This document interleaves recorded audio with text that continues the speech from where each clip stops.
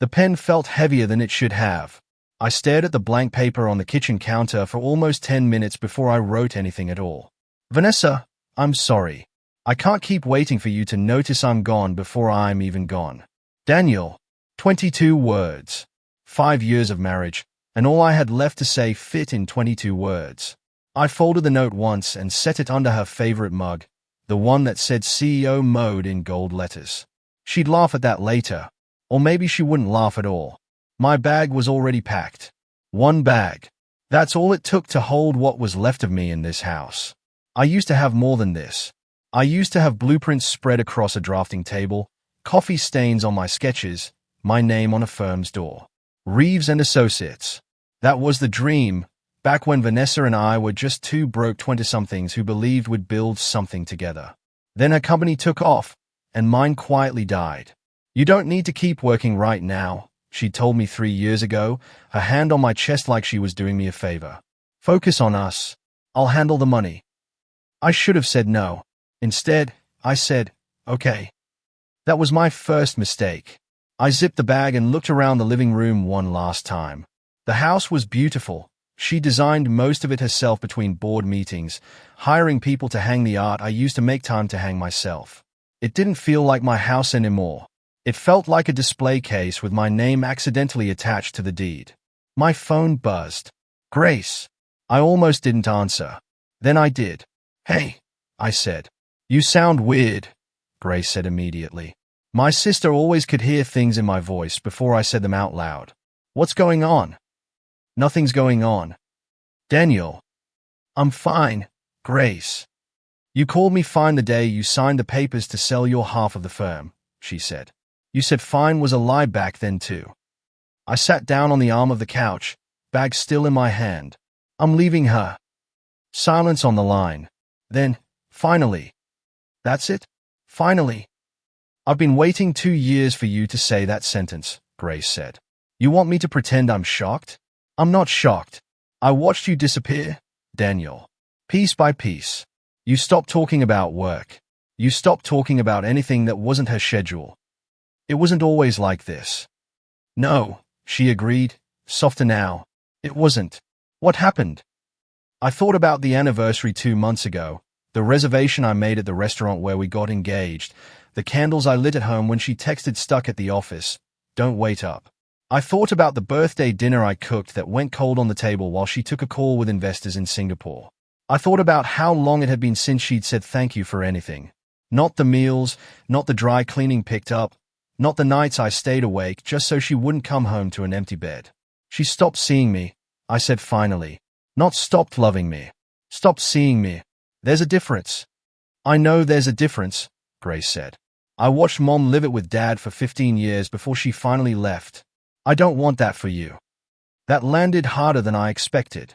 I never wanted to become my father, the man who lost himself so completely in someone else's dream that he forgot he'd ever had his own. I saw something on her phone a few weeks ago, I said quietly. A message. From Marcus. Marcus Kane? Her investor? Yeah. What kind of message? The kind that made me feel like a stranger in my own marriage, I said. I'm not saying anything happened. I don't know if anything happened, but I know how it felt reading it, and I know I haven't felt like a husband in a long time. Grace was quiet for a moment. Are you going to tell her that's why? I looked at the folded note under the mug. 22 words. No mention of Marcus. No mention of the ache that had been building for 2 years before that message ever showed up. No, I said. If I have to explain why I'm leaving, she already knows. I'm not going to beg her to understand something she should have noticed on her own. That's cold, Daniel. Maybe, I said. Or maybe I've spent 5 years being warm and it got me a house full of things and a wife I haven't really talked to since spring. Grace sighed, and I could picture her rubbing her forehead the way she did when she was choosing her words carefully. Where are you going to stay? I found a place. Small. Nothing fancy. You're really doing this? I already did it, I said. I'm just walking out the door now. Call me when you land somewhere. Not just physically. I mean when you actually land, Daniel. Emotionally. I will. I love you. I'm proud of you, even if this feels awful right now. Thanks, Grace. I hung up and stood in the entryway for a long moment, bag over my shoulder, keys in my hand. The house hummed with silence, the kind of silence that only exists in places where two people used to fill up the noise. I glanced one more time toward the kitchen, toward the folded note beneath the gold-lettered mug, toward 5 years compressed into 22 words she hadn't read yet. Then I opened the door, stepped outside, and closed it behind me for what I believed, in that moment, was the last time. I had no idea what was already happening 2 floors above her office building. No idea that somewhere across the city, Marcus Kane was already making moves that would burn her entire world down long before she ever got the chance to burn mine. The apartment I found online looked bigger in the photos. Standing in the hallway with my key in hand, I almost laughed. 1 bedroom, 1 bag, 1 life folded down to the smallest version of itself. But before I get to that door, I need to go back 3 weeks. Back to the night everything really changed, even if I didn't walk out until today. Vanessa's phone had been sitting on the kitchen island, screen lit up from a notification. I wasn't trying to look. I was reaching past it for my water glass when I saw his name. Marcus Kane. Can't stop thinking about last night. You looked incredible closing that deal. And after. Dinner again soon? I stood there for a full 10 seconds, glass in my hand, not breathing right. And after. 2 words that unraveled something in my chest I didn't know was still holding on. I didn't touch her phone. I didn't scroll further. I just set my glass down, walked into the living room, and sat in the dark for an hour trying to convince myself it meant nothing. It's business, I told myself. Investors talk like that. It's flattery, not betrayal. But I remembered the dinner party 4 months earlier, the one where Marcus first walked into our lives, and the memory didn't comfort me at all. Daniel, this is Marcus Kane, Vanessa had said that night, practically glowing. Is leading the Series C round. Marcus, my husband, Daniel. Marcus shook my hand like he already owned the room. So you're the man behind the woman who's about to change the industry, he said, smiling. Must be nice, watching her take over the world. Something like that, I said. He used to be an architect, Vanessa added, and I noticed the word used to land like a small stone in my chest. Used to. Marcus raised an eyebrow. What happened? Life happened, I said. Priorities changed. Interesting, Marcus said, and then, like I'd already left the conversation, he turned back to Vanessa. So tell me about the Denver expansion. I heard the numbers were incredible. And that was it. For the rest of the night, I existed at the edges of my own dinner party while Marcus and Vanessa talked numbers, growth, vision, the language of a world I used to speak fluently before I traded it for grocery lists and dry cleaning pickups. I didn't think much of it then. Investors are like that, I told myself. Charming, persistent. It's their job to make founders feel like the center of the universe. But sitting in the dark 3 weeks ago, staring at that text on her phone, I understood something I'd been avoiding for a long time. Marcus hadn't just invested in her company. He'd found the exact places in our marriage where I'd gone quiet, and he'd filled them. I never confronted her about the message. I want to be honest about that, because it would have been easy to lie and say I gave her the chance to explain. I didn't. I just started making a plan. You should have said something, Grace told me later, once I'd finally told her everything, sitting in her car outside the apartment building 3 weeks after that night. Said what? Accused her of something I don't even have proof of. Asked her, Daniel. There's a difference between accusing and asking. I know my wife, I said. If I show her that message, she'll have an explanation ready in 5 seconds. She's good at explanations. It's basically her job. So instead you just leave a note and vanish. I'm not vanishing. I'm choosing myself for once. By running instead of talking. I talked for 2 years, Grace. I brought up feeling invisible. I brought up missed dinners. She always said the same thing. Things will slow down after this quarter, after this round, after this deal. There was always a next thing. I'm done waiting for the next thing to be over. Grace looked at me for a long moment. This isn't just about Marcus, is it? No, I admitted. It's about realizing I got smaller and smaller until I fit into the corners of her life instead of standing in the middle of it. Marcus didn't cause that. He just showed up in the space I left empty. That's not your fault. Maybe not, but it's not entirely hers either. I let it happen. I said okay too many times. Grace reached over and squeezed my hand. Actions over accusations. Fine. I get it. But she's going to call you the second she reads that note. I know. And I'm not going to answer. I meant it when I said it.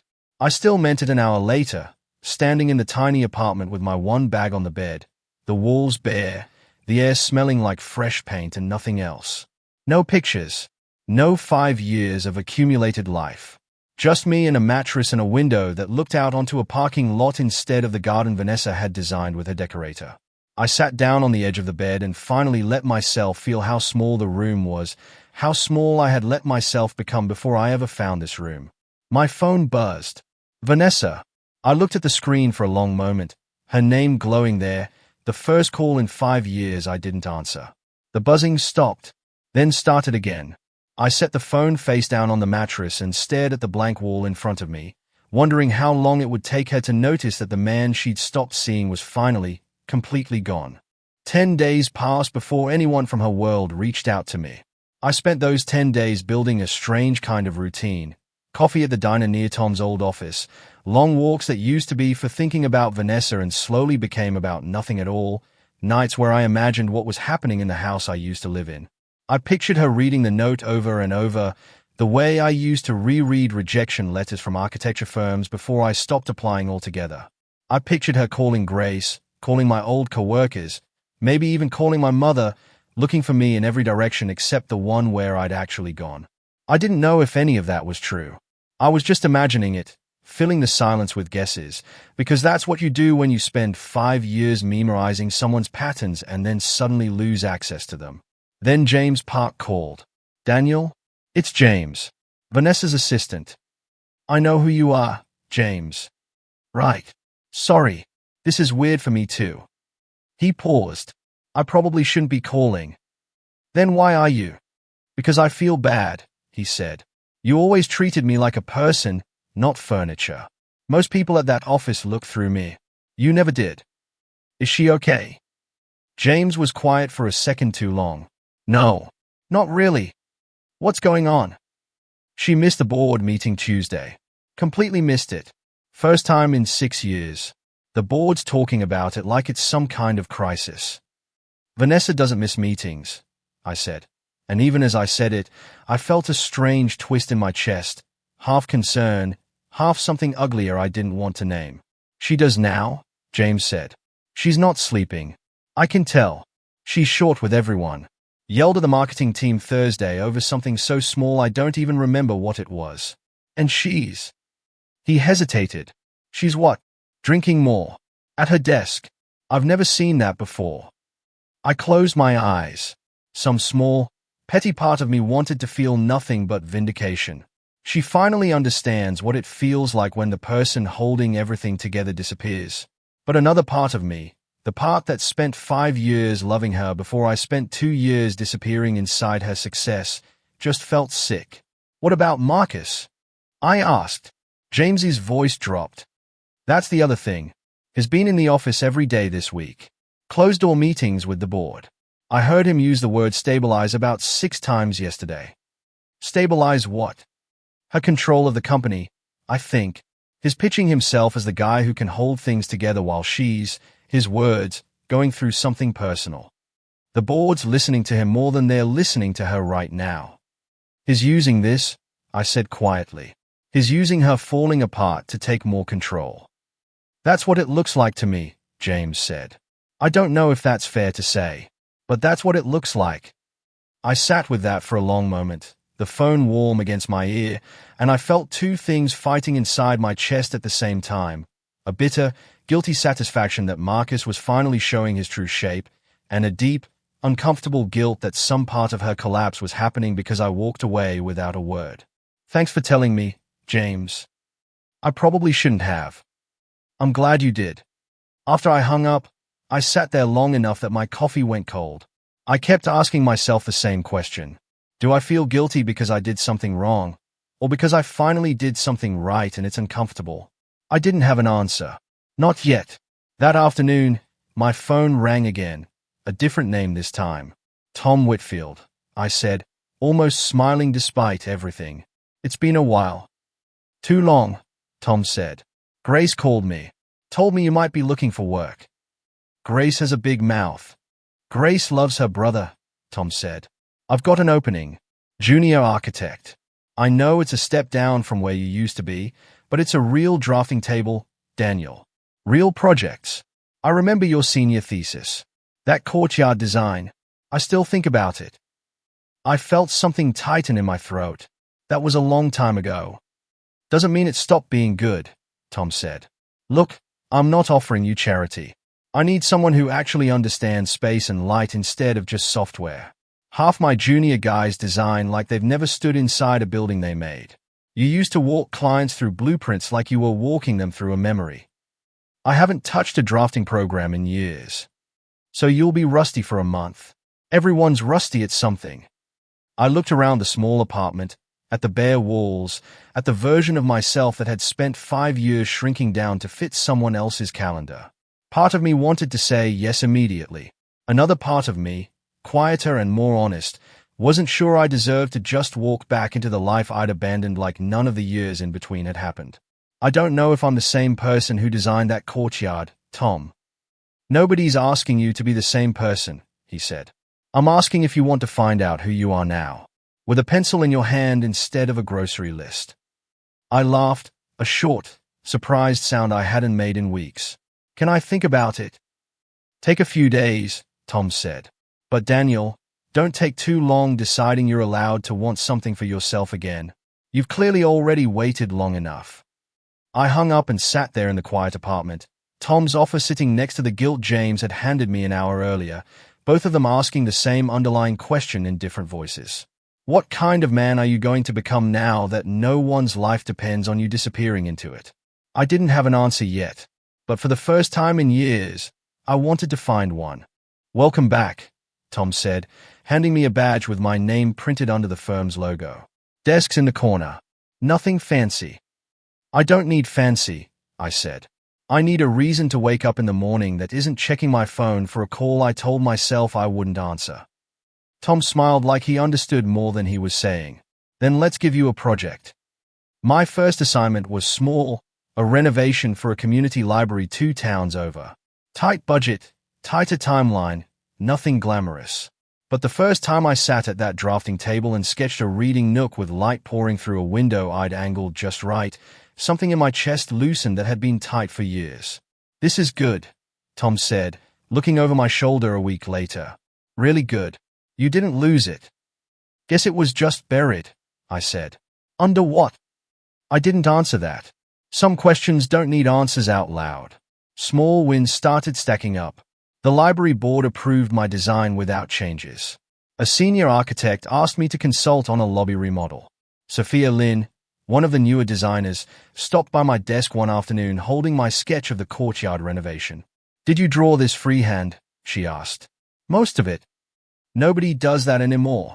Everyone just lets the software decide the proportions. She studied it a moment longer. It's got a heartbeat. I don't know how else to say it. Thanks, I said, and I meant it more than she probably realized. For the first time in years, I was becoming someone again instead of just managing someone else's life. But 3 weeks into the job, my phone buzzed with a name that pulled me right back into the world I'd left. James, I need to tell you something, he said, voice low, like he was hiding in a stairwell. And I don't know if I should. Then don't. Marcus is pushing a merger, James said anyway. A full acquisition disguised as a partnership. If the board votes yes, Vanessa loses majority control of the company. Her own company, Daniel, the one she built from nothing. I sat back in my chair, pencil frozen over the blueprint in front of me. Does she know? She thinks it's a lifeline. He's telling her it'll stabilize things while she gets her footing back. She trusts him. She actually trusts him. James, why are you telling me this? Because somebody should warn her, and it can't be me. I'll lose my job. But you, he stopped. You could still reach her. One text. She'd answer if it came from you. I felt the old instinct rising in my chest, the one that spent 5 years making sure Vanessa never had to face a hard moment alone. Send the text. Save her.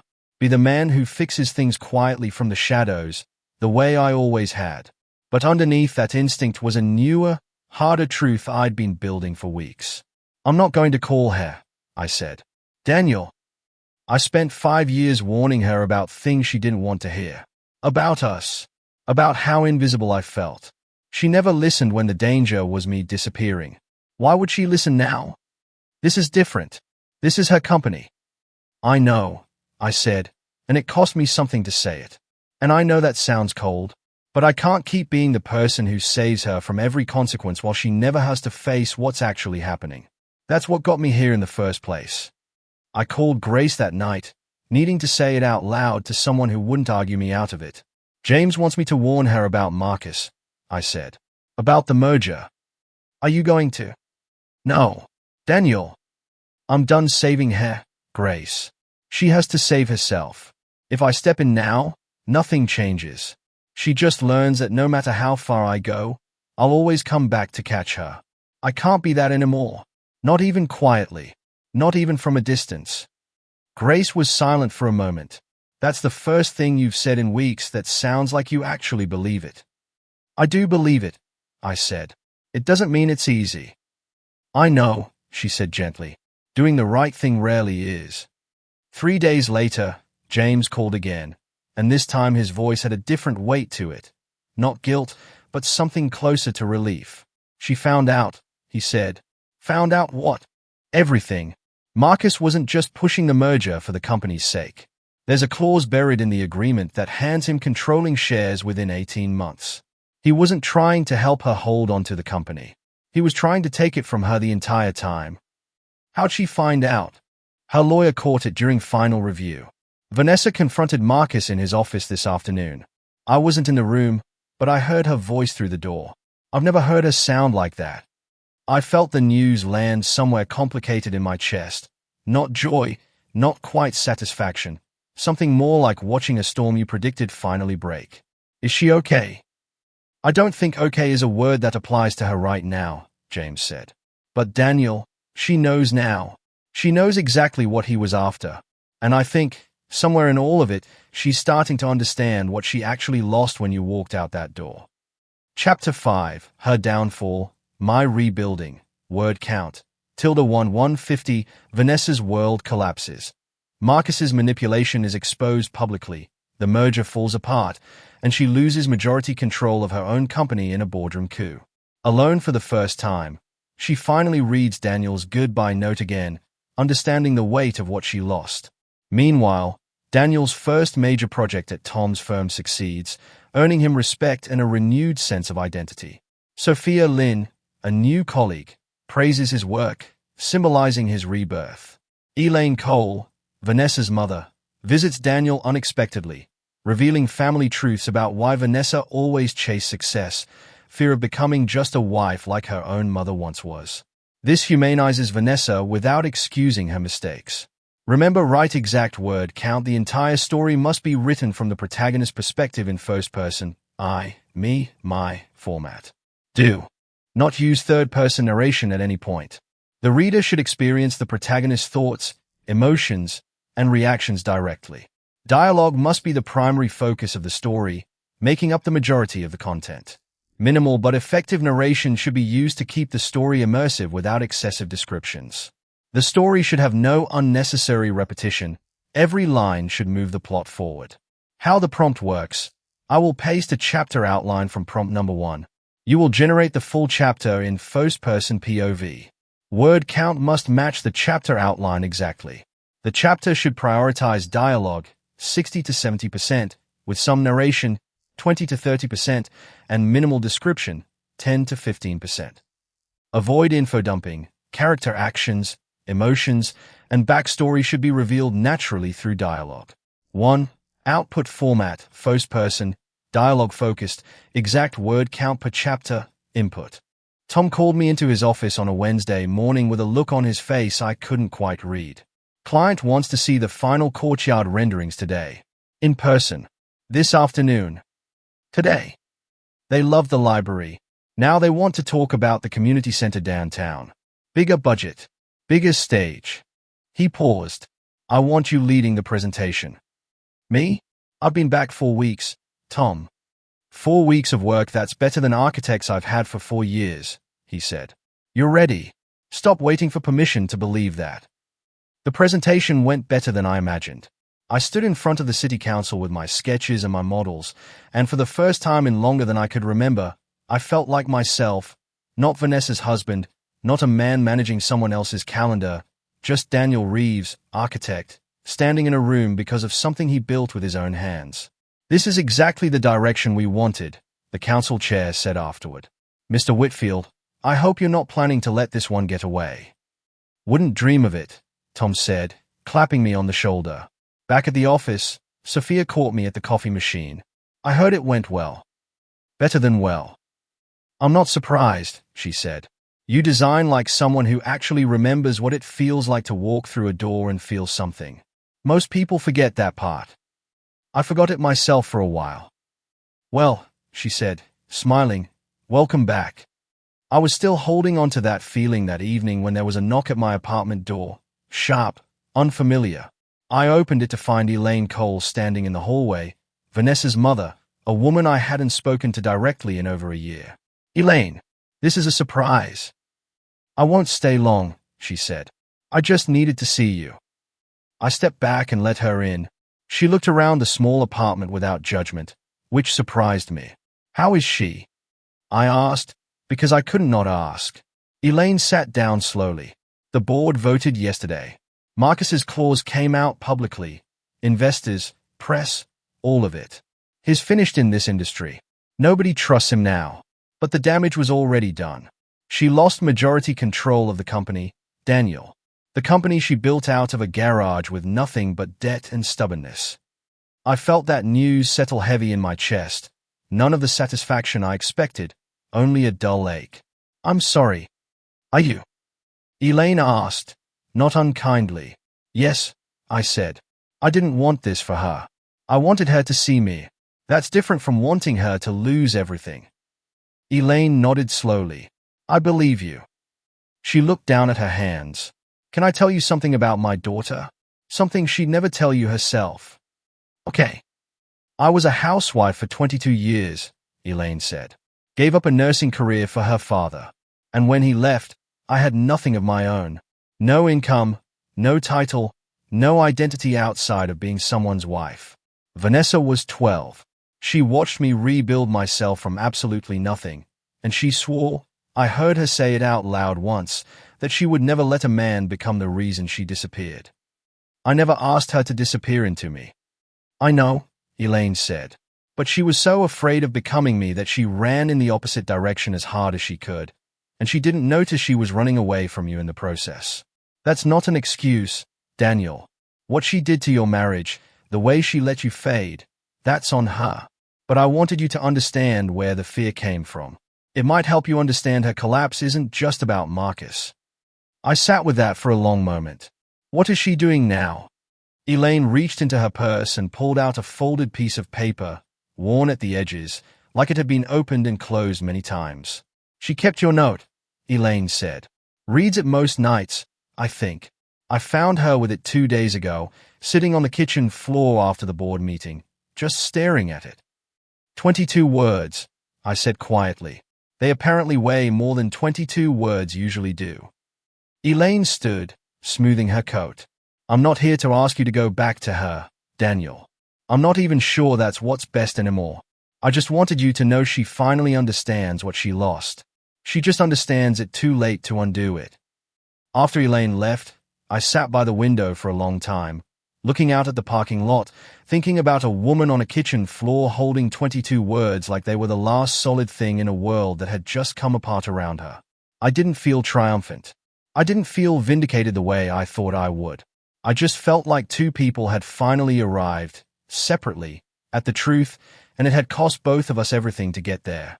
I was reviewing floor plans at my desk when Sophia leaned over the partition. Daniel, there's someone here for you.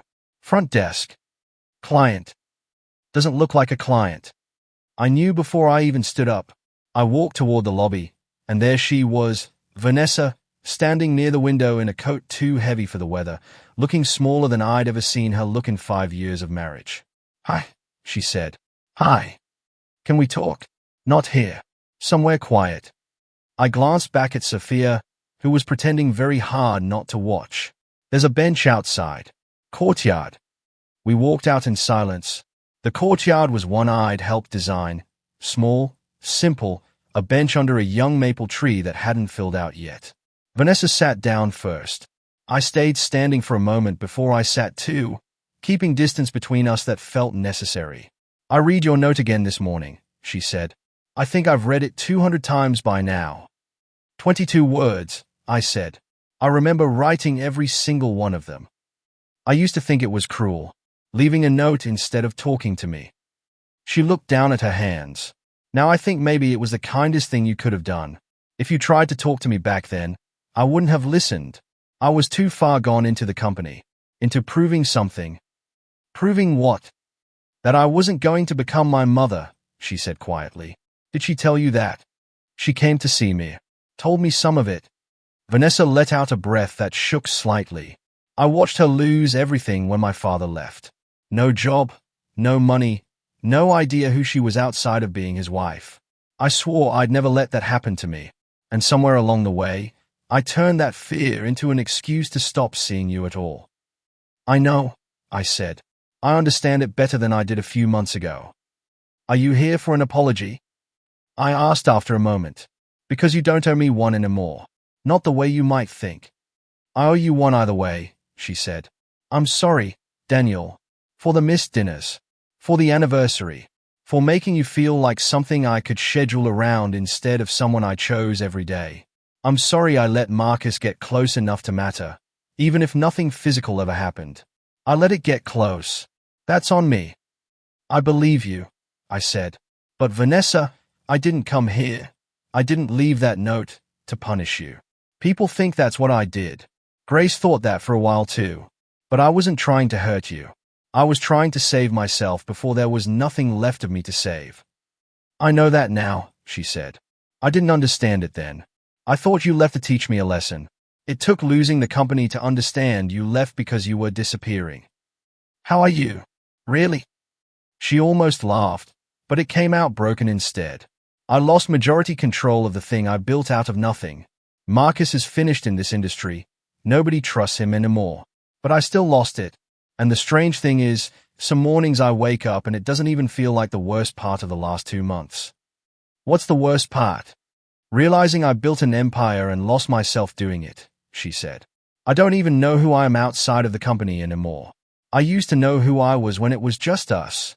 When I was your wife and you were teaching me how buildings hold themselves up. Somewhere I stopped being that person and started being a title."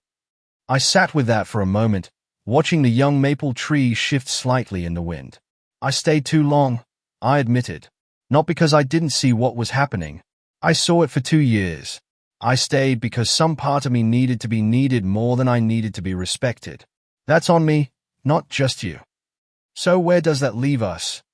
I looked at her, really looked, the way I hadn't let myself in years, and I felt something settle in my chest, quiet and certain.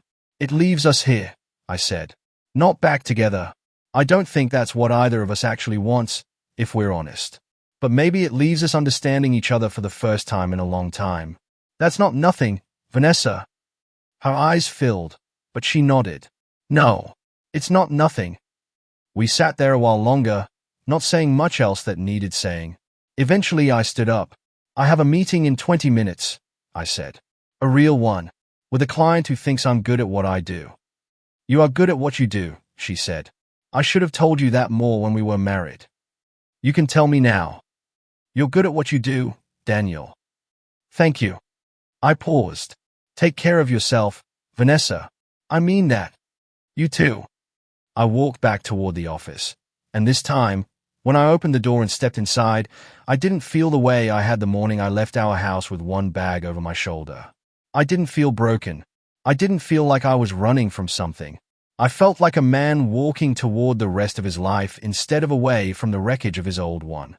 Some goodbyes end things. I understood that morning in our kitchen, folding 22 words under a coffee mug, that I believed mine was that kind of goodbye, final, sharp, closing a door forever. But sitting on that bench, watching Vanessa walk toward her car and a life she'd have to rebuild without me in it, I finally understood the truth. The most powerful goodbye isn't always the one that ends things. Sometimes, it's the one that finally lets you begin.